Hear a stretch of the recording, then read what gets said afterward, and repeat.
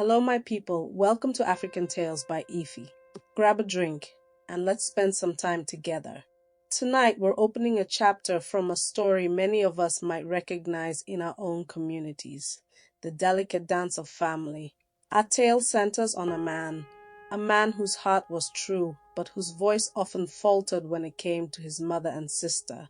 We'll explore the quiet struggles he faced and the impact it had on the woman he loved. Join me as we delve into this poignant African narrative titled Erica. The wife they couldn't break, Erica, had always been the kind of woman whose presence could calm a storm. Quiet, respectful, and thoughtful, she married Somto not because he was rich, but because she saw potential in him. Her joy was not loud, but it was full, and her prayers for him were unrelenting. From the moment she entered the family, Somto's mother, Mama Somto, and his younger sister, Adiz, made it clear she wasn't welcome. They whispered when she entered rooms, rearranged meals she prepared, and mocked her silence as weakness. Yet Erica remained calm, cooking for them, praying for them, hoping time would win their hearts. Somto stood in the middle. He loved his wife but feared his family. He promised Erica things would get better, but Erica noticed that Somto rarely corrected his mother or sister. Instead, he would ask her to just manage it for now, and manage it she did with grace she never got credit for. Within a year of their marriage, Somto's business took a remarkable turn. Contracts came effortlessly, doors opened without struggle, and opportunities flowed like a river after rainfall. Even he knew it wasn't normal. What Somto didn't see, but his friends did, was how Erica quietly fasted every week for his success. She would wake up at 3 a.m., kneel beside him, and whisper prayers over his sleeping form. Her words weren't loud, but the heavens heard. Mama Somto saw the change too, but she credited it to her son's hard work. Since Somto was small, I knew he would be great. Now see how far he's gone, she would say, never once acknowledging Erica's contributions. Adaze, bitter and unmarried, claimed Erica was using juju. The peace in the house was only on the surface. Underneath, fire simmered. The attacks on Erica became subtle and cruel. Her food would be thrown away, her clothes taken from the line and tossed into the mud. Adaze even spread rumors about her in the neighborhood, that Erica had bewitched Somto. Still, Erica said nothing. She didn't run to her family. She didn't scream. She endured, believing that love required sacrifice. But every night she cried into her pillow, her tears soaking what faith she had left. Somto saw the tension but remained silent. "Don't mind them," he would say. "You know how Mama is. You know Adaze doesn't have sense." Erica wanted him to do something, not just explain things away. But Somto was a son before he was a husband, and that choice was costing them. Erica began to sense that no matter how hard she tried, her kindness would never be enough. Mama Somto and Adaze found fault in everything, her cooking, her dress, even her prayers. "You pray too quietly," Mama Somto once hissed. "Are you hiding something?" At night, Somto would pull her close and promise things would change. "Just give them time," he said, kissing her forehead. "You're the best thing that ever happened to me." But his voice lacked conviction. Erica could hear the fear he still had of offending his mother. Erica held her peace, not because she was weak, but because she had seen women destroy their homes with retaliation. Her mother always said, "Silence is not defeat. It's strategy." She prayed more, smiled more, and started keeping a journal of her pain. As Somto's business bloomed, people began to notice.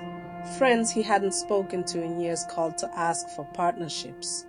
His name began to circulate in bigger circles. But even with this success, he remained blind to the roots of his favor. Erica's prayers became more intense. Every Wednesday she fasted for him. Every midnight she whispered his name to God. She did not ask for riches. She asked for wisdom, for protection, and for a heart that would love her louder. But at home, she was treated like a guest, overstaying her welcome. One afternoon, Mama Somto said, "Do you think your prayers are the reason my son is successful?" "God answers my prayers, not yours." Erica said nothing. But in her journal she wrote, "Lord, vindicate me gently." Erica became a shadow in her own home. She timed her movements to avoid the women who despised her. Adais once locked her outside when she went to buy groceries. When Somto came home and heard about it, he laughed and said, "You know Adais is just childish." That night, Erica didn't speak. She served his food, cleared the dishes, and went to bed early. Somto thought she was sulking. He didn't know that something inside her had shifted. The hope that things would change had started to die. She began to save, quietly. Every bit of thank you money from neighbors whose children she helped, every little extra she could find, she kept. Not to run away, but to have a cushion, if things went too far. Somto loved his wife, but he was still his mother's son. He believed that ignoring conflict was the same as resolving it. He avoided confrontations, hoping they would vanish with time, but fire unattended only spreads. He began to spend more time at the office. Business was booming, and he used it as an excuse to avoid the tension at home. When Erica once asked him to speak to his mother about a particularly harsh insult, he sighed and said, "Just ignore her. You're bigger than this." But Erica was tired of being bigger. She didn't want to win battles, she wanted peace. And every time Somto refused to defend her, the foundation of their marriage weakened, even if the roof still looked beautiful from the outside. Mama Somto declared that Erica was bringing a curse into the house. She claimed that since Erica entered, her own dreams had become troubling. Adais added fuel, saying she saw Erica talking to herself at night. Erica had been praying. Somto rolled his eyes when they told him, "So now my wife is a witch." But he didn't scold them. He didn't ask them to stop. He just changed the subject. And when Erica asked him why he never spoke up, he replied, "I just don't want to escalate things." That night, Erica packed her prayer journal into a small bag. She looked around the house that never felt like hers and wept, not because she had failed, but because she had given so much and still wasn't enough. It happened on a Sunday. Erica had prepared rice and stew before church. By the time she returned, the food was gone. Mama Somto said she had thrown it out. "You will not poison me in my own house," she spat. Somto stood and watched as Erica knelt before his mother, pleading, not out of guilt, but desperation. He didn't say a word. When Erica turned to him, expecting him to correct the injustice, all he said was, "Erica, maybe just let it go." She stood up slowly, wiped her eyes. That night, she didn't sleep beside him.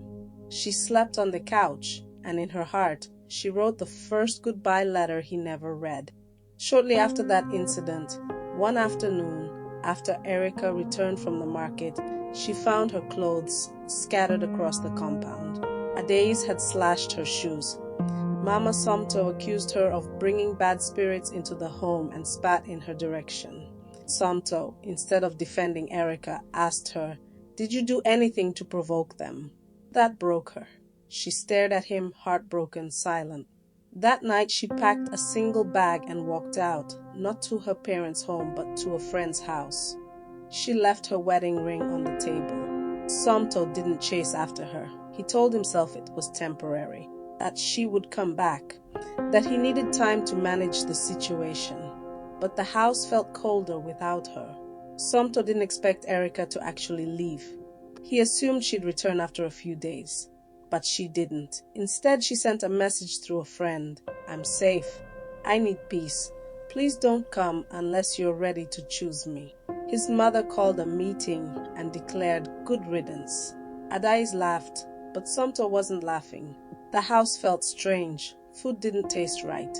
His sleep was restless. He started forgetting meetings. Business was still running, but cracks began to show. One by one, contracts slipped. Clients stopped returning calls. Employees began complaining, but Somto brushed it off as a rough patch. He didn't know a storm was forming. Days passed into weeks and weeks into months, and his phone was no longer ringing with new business, so did the income too. Everything started going south. When his accountant warned him about declining cash flow, Somto snapped. "Just do your job," he yelled. His staff started walking on eggshells. The charm that once drew people to him was gone. So was the favor that once followed him. He hired consultants, marketing teams, and even changed office locations. Nothing worked. He began working longer hours, convinced he could rebuild by force. But no matter how hard he tried, something unseen pushed back. He remembered Erica's prayers, the soft whispers at night, the warm meals, the peace. He missed her. But he still hadn't admitted out loud that she was the reason his world had flourished. One day, he returned to the room they once shared, found a journal she had left behind. Flipping through it, he found prayers dated back to when they were still courting. "Lord, let him prosper," one entry read. "Let me never be a burden." Sumter sat on the edge of the bed and wept for the first time in years. But even his tears couldn't bring back what he'd lost. His mother watched him fall apart but still blamed Erica. "She cursed you when she left," Mama Sumter said. "Let's take you to a prophet." But Sumter didn't want a prophet. He wanted his wife, and he was starting to realize how much he had betrayed her by saying nothing at all. Sumter's once bustling office now echoed with silence. Desks were cleared and staff left in droves. He kept making calls, but it was as though the air around him had shifted. Nothing stuck, nothing moved forward. Even his business partners pulled away without explanation. At home, his mother continued as if nothing had happened. She still blamed witches, enemies, and the economy. Adais, who once bragged about his success, had moved to another city, claiming she needed a change. But Sumter was finally seeing clearly. The peace left when Erica did. For the first time, he said her name in prayer. Not to accuse her, not to ask her to return, but to ask for forgiveness. Something inside him broke wide open. He wept on his office floor, not as a CEO, but as a man who had failed the one person who truly carried him. Weeks upon weeks, clients stopped responding. Contracts were lost. A major deal collapsed. Staff began resigning. The bank called. His accounts were in the red. For the first time since he started, Sumter couldn't pay salaries. Still, he said nothing. Pride kept his mouth shut. When friends asked about Erica, he lied. "She's visiting her people," he'd say. Deep down, he felt something had shifted in the atmosphere. His sleep was troubled. Nothing was working. Mama Sumter told him to remarry. Adais suggested he do cleansing. They brought in prophets. None of them could explain what was happening. It wasn't until he met one strange old prophet at a church vigil that the truth came out. One night, Sumter attended a late-night vigil, not out of faith but desperation. There, an old prophet walked up to him uninvited. "You," he said, "you drove your favor out of your house and covered it with silence." Sumter froze. The man didn't know him, hadn't asked questions, but every word landed like thunder. "The woman you allowed to be mocked was your covering. Until you restore her, you will continue to lose more than money. You'll lose your destiny." The words haunted him. He couldn't sleep. He tried calling Erica but got no answer. Still, he didn't stop. Each day he sent messages, some apologizing, others explaining. But Erica remained silent. She was waiting not for words, but for evidence of change. Sumter's conscience burned. He remembered every moment he chose silence over justice, comfort over courage. He had allowed his mother and sister to shape his marriage with bitterness, and now he was left with echoes. He began to withdraw from everyone. He stopped taking advice from his mother. He sold his cars to pay off debts and returned to simpler routines. The pride that once kept him from seeing the truth had shattered. He didn't just want Erica back. He wanted to become the kind of man she could return to. Not a man who feared conflict, but one who protected what mattered. He started therapy, started praying, started healing. Erica, meanwhile, was thriving, not in luxury, but in peace. She taught at a local school and joined a small fellowship. Her prayers were lighter now. She laughed more. But every now and then, Sumter would appear in her dreams, hurting, lost. She missed him, but she had also found herself again. The girl who once whispered to avoid offending others now spoke with purpose. She didn't want revenge. She wanted restoration with boundaries. When she received Somto's first apology message, she read it twice, then deleted it. Not because she hated him, but because she needed more than words. She needed proof that the boy she married had become a man. Things began to shift at home. Mama Somto, once proud and domineering, fell ill unexpectedly. Doctors found nothing specific, but her health declined. Adays didn't return, nor did she call. Somto took care of her, but without the blind reverence of before. One day she whispered, "Your wife." She brought light. I only saw it when it left. She cried not just from sickness, but from regret. It was the first time she called Erica "your wife" instead of "that girl." Somto didn't respond. He simply wiped her tears and silently wished he had stood up earlier. But time wasn't theirs to reverse, it was only theirs to learn from. Erica stood outside the compound one morning, unannounced. Not with bags, not with anger, but with a flask of soup and a note. She handed it to the gatekeeper, turned, and left before anyone could say a word. The note read, "Healing starts with humility. I hope you're well." It was the first contact in over 9 months. Somto read it a dozen times. He didn't call. Instead, he went to the kitchen and warmed the soup himself. That evening, he sat at the table and ate alone. But this time he cried not from sorrow, but from gratitude. She hadn't returned, but she had forgiven, and that was more than he deserved. Somto began again on his own. He rented a modest apartment near the school where Erica taught. Not to stalk her, but to remind himself of what mattered. He volunteered at local outreaches, started mentoring young men, and slowly rebuilt. One day he found her teaching. He didn't interrupt. He stood at a distance, watched, and quietly walked away. She saw him. She smiled. He was no longer the man waiting for her to fix everything. He was fixing himself finally. Erica agreed to meet him for coffee. It was polite, almost awkward. She asked hard questions. "Would you defend me now, even if your mother disapproved?" He didn't answer with promises. He answered with stories of actions he had taken. He told her about his mother's apology, about the collapse, about the prophet.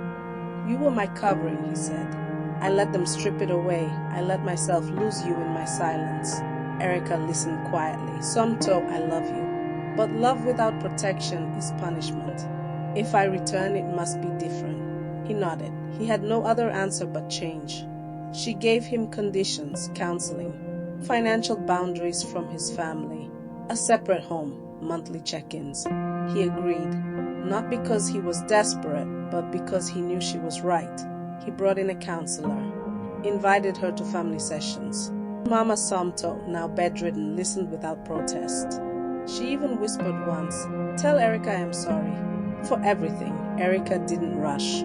She watched, she prayed, and when she finally smiled at him again, it wasn't from pity, it was from peace. Erica returned not with luggage, but with presence. She came home to a new apartment, a new Somto, a new season. There was no ceremony, no family crowd, just the two of them on a sofa laughing over burnt stew. Somto didn't beg, he served, he listened, he unlearned. And Erica, seeing the change, let herself love again, not the man she married, but the man he had become. Their prayers resumed, together this time. Not just for business, but for wisdom, health, and for the quiet love that grows roots instead of noise. Erica returned to her home, not with the loudness of triumph, but with the quiet confidence of someone who had survived fire and now knew how to rebuild. The apartment Somto found was modest but peaceful. There were no shrines to success, no over-polished displays of wealth, just space for healing and honesty. Each morning, they sat on the balcony sipping tea, not rushing into conversations, but letting silence stretch gently between them. Somto had learned the value of listening. When Erica spoke, he no longer waited to reply, he received. It was a small but profound shift. She noticed the wounds hadn't vanished overnight. Sometimes Erica would flinch at raised voices, and sometimes Somto would look at her with the aching guilt of memory. But their healing was mutual. They learned to hold space for one another's fears. Erica still prayed, but now she did it with her hand in his, and Somto finally prayed back. Somto didn't chase his old clients. He started over from the bottom, reaching out to small business owners and offering his services with humility. Word spread, not about how rich he once was, but about how grounded he had become. That authenticity began to open new doors. Erica supported him, but on her own terms. She volunteered at a nearby girls' foundation, teaching quiet strength and resilience to women like her, those who had been silenced or displaced. Her story wasn't one of victimhood. It was one of transformation. Girls began to flock to her with journals, tears, and questions. One afternoon, Somto walked in to find Erica speaking to a group of women about boundaries in marriage. She didn't know he was listening. He wept in silence, not from shame but pride. She had rebuilt herself into more than a wife. She had become a voice, and somehow she still chose him. One day, Adaze returned unexpectedly, looking thinner, tired, and without the edge she once carried. Her job had collapsed, and a failed relationship had left her stranded. Mama Somto, now bedridden, whispered weakly, "Let her stay. She has no one." Erica said nothing for a long moment. Then she nodded. "She can stay. But there are rules now." The house was no longer the battlefield it used to be. Erica set clear boundaries: no shouting, no insults, no meddling. This was her home now, not a war zone. Adaze didn't argue. In fact, she began to soften. Watching Erica cook, lad, and move in quiet confidence changed something in her. "You're stronger than I thought," she said one evening. "I always thought silence meant weakness. I was wrong." Erica didn't reply. Some truths don't need response. One morning, a relative visited, an uncle known for speaking out of turn. Over lunch, he made a snide comment, "So, Somto, you really let a woman run your house now?" The room fell silent. All eyes turned to Somto. In the past, he would have laughed nervously or brushed it aside. But this time he stood up slowly and said, "I don't let her. I choose her, because when I didn't, I lost everything." He didn't raise his voice. He didn't boast. And in that moment, Erica felt safer than she ever had before. The uncle muttered something and changed the subject, but Adaye smiled quietly into her food. Mama Somto, watching from her corner of the room, wiped a tear and whispered, "Finally, a man has become a husband." Some weeks later, Erica found out she was pregnant. The test lay quietly on the bathroom sink. She stared at it, a million thoughts running through her. It wasn't fear, it wasn't even a shock. It was something deeper, hope, wrapped in healing. She walked out, handed Somto the test, and watched his face shift from confusion to awe. He dropped to his knees, holding her hands, whispering prayers between breaths.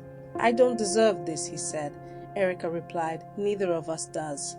But grace isn't earned, it's planted." The child's on a fix, it wasn't a trophy. It was a new beginning. And this time they would build a home where voices were heard, hearts were honored, and favor was never taken for granted again. Their life became slower but richer. Mornings were filled with prayer and laughter. Evenings with reading aloud and long walks. Somto's new business model focused on service, not scale. He began mentoring young men, just like Erica mentored women. Mama Somto passed away peacefully not long after, with Erica holding her hand. "I wronged you," she said softly, "but you showed me who a real woman is." Erica kissed her forehead and whispered, "Rest now." Even death couldn't steal the peace they had fought to build. And on the day they told the church about the coming baby, Erica stood not as a woman who had suffered, but one who had survived, healed, forgiven, and risen. She held Somto's hand as he wept in gratitude, surrounded by the very community that once questioned her worth. One night, while praying together, Somto broke down. "I now understand what it means to lead with love, not control." Erica smiled and wiped his tears. "You don't have to be perfect, just present." The next day, Somto got a call. An international contract he'd forgotten about months ago had been revived. Things were beginning to rise again, but he no longer cared about the peak. only the peace. Because now he understood. The true wealth wasn't in the business. It was in the woman who brought favor and stayed even after silence tried to bury her. The morning was quiet, the kind of quiet that felt earned. Sunlight streamed through the curtains of their small but peaceful home. Erica stood by the kitchen window, her hand resting gently on her now showing belly. The kettle hissed beside her. Outside, children laughed. Inside, her heart was full. Somto sat at the dining table, flipping through her old prayer journal, the one he had once overlooked, now dog-eared and sacred. "You wrote every day," he whispered. "Even when I didn't say thank you. Even when I was too blind to see you." Erica walked over and sat beside him. "You see me now," she said softly. "That's what matters." They held hands in silence, not because there was nothing to say, but because there was nothing left to prove. Later that afternoon, a neighbor knocked. Her teenage daughter had run away. Without hesitation, Erica grabbed her slippers and followed the woman. Somto watched her leave and smiled. She had become a pillar, not just in his life, but in their community. She had entered his world quietly, was nearly driven out, but returned with wisdom, peace, and power. And this time he protected the gift he once failed to honor. Because some favor comes as rain, but Erica came as a seed, quiet, buried, fought, and finally blossomed. Thank you so much for listening and watching. This brings us to the end of Somto's challenging journey. His story, like many we hear, holds a mirror to our own experiences, reminding us of the delicate balance between tradition, family loyalty, and personal happiness. What did you take away from Somto's struggles? Share your thoughts in the comments below. Until we gather again for another story under the African sky, take care and look out for one another.